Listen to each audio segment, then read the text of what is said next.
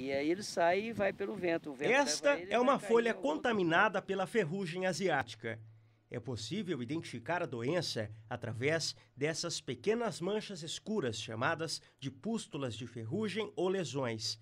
Elas podem aparecer em qualquer estágio da plantação e comprometer toda a lavoura. A ferrugem asiática foi diagnosticada pela primeira vez no Brasil em 2001 e desde então é a principal doença que atinge a cultura da soja no país.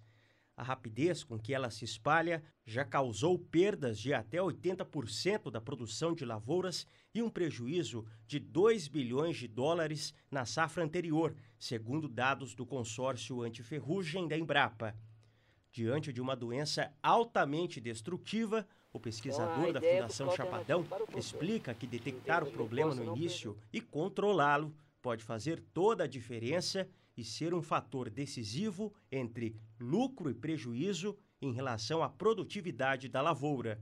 Você tem que monitorar a tua cultura. Monitorar é você acompanhar o que está ocorrendo, porque não é só ferrugem que ocorre outras doenças. Nossa região ocorre mancha-alvo, ocorre mofo branco, ocorre, enfim, uma septória, uma enormidade de doença. Mas a ferrugem é a mais destrutiva. Então é importante que ele acompanhe a evolução da cultura da soja para que ele possa saber quais as doenças estão ocorrendo, para que ele possa fazer o uso de um produto mais específico para controlar essa ou aquela doença. No caso da ferrugem, ele vai monitorando a ferrugem tende a surgir na cultura de baixo para cima. Então, a partir do momento que a cultura está instalada, ele começa a monitorar e pegar aquelas folhas de baixo, levar para o laboratório, pega uma lupa de 180 vezes, dá uma olhada para ver se tem presença da doença ou não. Então, isso é muito importante. De acordo com o último levantamento feito pelo consórcio antiferrugem, foram registrados mais de 430 casos de ferrugem asiática no Brasil na safra deste ano. O estado com o maior número de ocorrências foi o Paraná, com mais de 100 casos. Mato Grosso do Sul fica em terceiro lugar nessa lista, com 59 ocorrências registradas. O pesquisador da Fundação Chapadão ainda explica que a ferrugem asiática é inevitável na lavoura, devido à rápida expansão e disseminação da doença pelo vento.